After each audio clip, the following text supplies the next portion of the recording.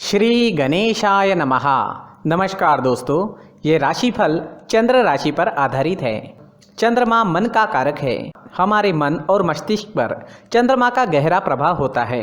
हमारे रोज के जीवन में चंद्रमा की वजह से हम काफी बदलाव महसूस करते हैं और आज आपकी कुंडली में चंद्रमा की पोजीशन काफी अच्छी है।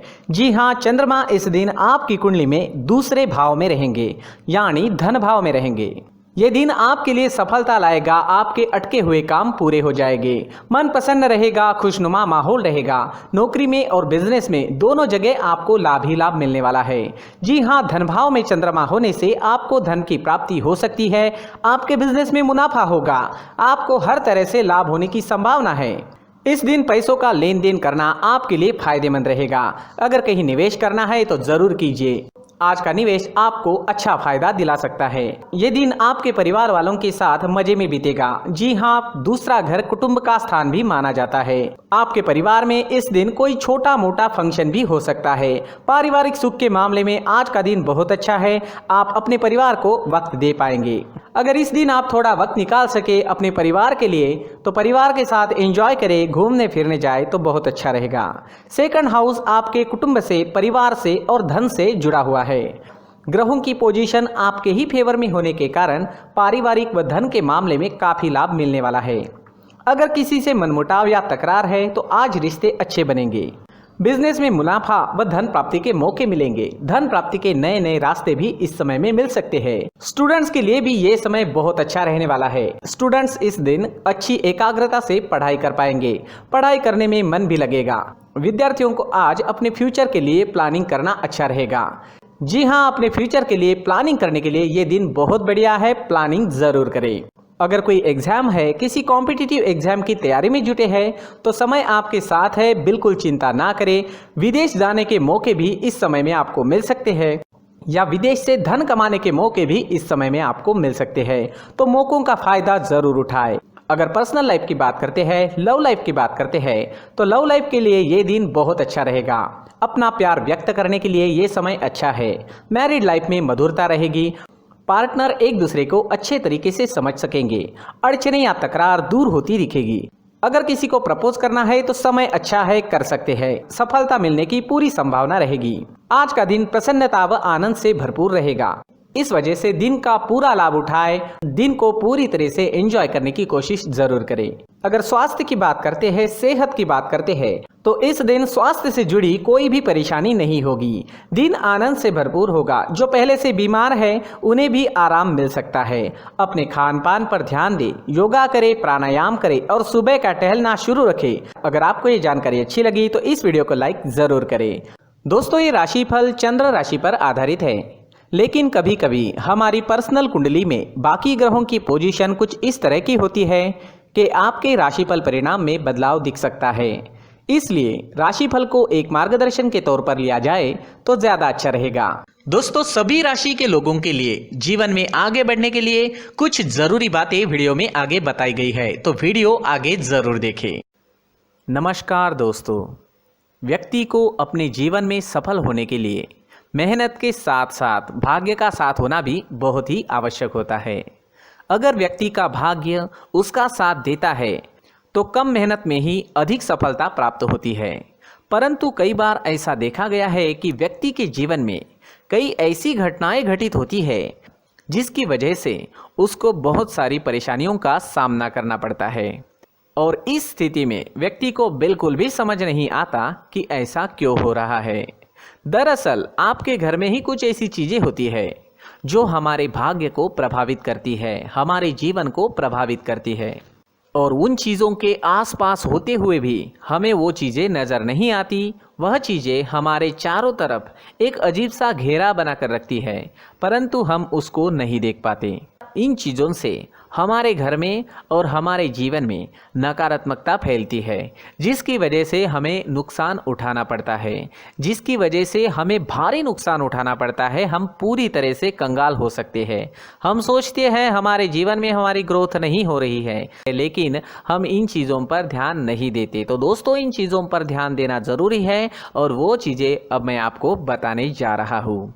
अगर आप कहीं बाहर से आते हैं और अपने जूते चप्पल इधर उधर कहीं भी उतार देते हैं तो ये अशुभ होता है, क्योंकि इधर उधर जूते चप्पल उतारने की आदत की वजह से आपको अपने जीवन में आगे बढ़ने में रुकावटें उत्पन्न होती है।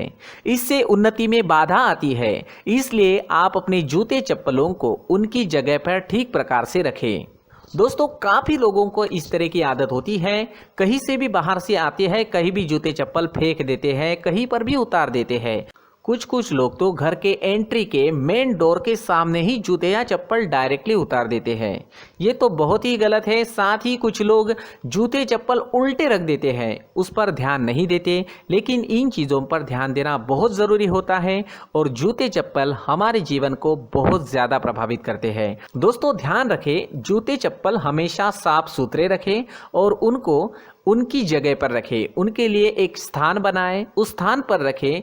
अगर कोई व्यवस्था उनके लिए की है तो बहुत ही अच्छी बात है, वहां पर उन्हें रखें, साफ सुथरा रखें। जूते चप्पलों को उनकी जगह पर कुछ इस तरह से रखें कि वो देखने में भी अच्छी लगे। अगर वो चीज़ें देखने में अच्छी लग रही है तो फिर उनसे नेगेटिव एनर्जी उत्पन्न होने की संभावना बिल्कुल भी नहीं रहेगी। तो दोस्तों, इस बात का ध्यान ज़रूर रखें। साथ ही दोस्तों, एक और बात है जिस पर आपको ध्यान देना बहुत ज़रूरी होता है। हमारे घर के छत के ऊपर जिन चीज़ों का हमें काम नहीं होता है उन्हें हम घर के छत के ऊपर रख देते हैं। ऐसा करते करते देखेंगे तो घर के छत के ऊपर कबाड़ जमा दिखता है। जी हाँ, जो चीज़ें हमें लगता है आगे जाके हमारे काम में आ सकती है वो हम घर के ऊपर रख देते हैं, लेकिन वो चीज़ें तो काम में नहीं आती, हमारे जीवन पर वो चीज़ें बहुत ही गहरा निगेटिव इफेक्ट डालती है। इसलिए हमारे घर के ऊपर का जो भी एरिया है वो पूरी तरह से साफ सुथरा रखें। जी हाँ, साफ सुथरा रखना है और एक भी बिना काम की चीज़ हमारे घर के ऊपर नहीं रखनी है। दोस्तों, नहीं तो हम जीवन में मेहनत करते ही रहेंगे और हम जितना पा सकते हैं उतना नहीं पा सकेंगे, क्योंकि ये चीज़ें हमें कहीं ना कहीं हमारे जीवन में पीछे रखेगी। इस वजह से घर के छत को पूरी तरह से साफ रखें, पूरी तरह से साफ सुथरा रखें, क्लीन रखें। साथ ही दोस्तों, हम हमेशा देखते हैं घर के ऊपर जाने के लिए जो सीढ़ियां हैं, उन सीढ़ियों के नीचे जो जगह होती है वहां पर सामान हमेशा रख दिया जाता है। वो जगह ही ऐसी है कि सामान को खींची लेती है। वहां पर आपको कुछ ना कुछ सामान मिलेगा ही। जिन लोगों को पता नहीं है उनके घर आपको सामान मिलेगा ही, लेकिन जिन्हें पता है वो लोग हमेशा सीढ़ियों के नीचे की जगह साफ सुथरी रखते हैं और एक भी चीज़ वहाँ पर आपको नहीं मिलेगी, क्योंकि अगर हम सीढ़ियों के नीचे सामान रखते हैं तो हमारी उन्नति होना बहुत ही मुश्किल है। जी हाँ, सीढ़ियों के नीचे कूड़ा कचरा कबाड़ अगर हम जमा करके रखते हैं, कोई भी सामान रख देते हैं, तो उस वजह से माँ लक्ष्मी हम पर प्रसन्न नहीं होती। माँ लक्ष्मी हमारे घर में आने की संभावना बहुत ज़्यादा कम हो जाती है। तो दोस्तों, इन चीज़ों पर ध्यान रखें। हमारे घर की जो सीढ़ियाँ होती है उनके नीचे की जगह हमेशा साफ सुथरी रखें, क्लीन रखें। साथ ही दोस्तों, अगर आपके घर में ऐसी कोई चीज़ मौजूद है जिसका आपको काम नहीं है, जैसे टूटे फूटे बर्तन, आईना, तस्वीरें, इलेक्ट्रॉनिक सामान, सोफा, कुर्सी, टेबल, पलंग, घड़ी, झाड़ू, गमला इत्यादि, तो आप इन सामानों को अपने घर से तुरंत ही बाहर निकाल दीजिए, वरना इससे आपको बहुत बड़ी परेशानी हो सकती है। आपको ये चीज़ें कंगाल बना सकती है। तो घर में ऐसी चीज़ों का मौजूद होना शुभ नहीं माना गया है। इससे धन की देवी माता लक्ष्मी जी का प्रवेश घर में नहीं होता है। इन चीज़ों से आपके घर में नकारात्मक ऊर्जा का संचार होता है और जिस वजह से व्यक्ति को मानसिक समस्याओं का सामना भी करना पड़ता है। व्यक्ति के मन में चिड़चिड़ाहट होती है और छोटी छोटी बातों पर गुस्सा आने लगता है। आप जो भी कार्य करते हैं उसमें आपका मन नहीं लग पाता है। इस व्यक्ति का जीवन घर में मौजूद इन चीज़ों की वजह से अंधकार में डूबने लगता है। इसलिए आपको घर में बिना काम की चीज़ें, कूड़ा कचरा नहीं रखना है। दोस्तों, एक और ख़ास बात है, हमारे घर में मकड़ी का अगर जाला है तो वो बिल्कुल भी शुभ नहीं है। जी हाँ, वो अशुभ माना जाता है। घर में मकड़ी का जाला होना अशुभ है। इससे आपके अच्छे दिन भी बुरे दिनों में बदल सकते हैं, क्योंकि मकड़ी अपना जाल शिकार को फंसाने के लिए बनाती है। और अगर आपके घर में मकड़ी का जाला है तो इससे घर में नकारात्मक ऊर्जा का प्रभाव अधिक बनता है और वास्तुशास्त्र के अनुसार इससे सकारात्मक ऊर्जा का नाश होना शुरू हो जाता है और घर में नकारात्मक ऊर्जा बहुत ज़्यादा बढ़ जाती है। इसलिए आप अपने घर को हमेशा साफ सुथरा रखें।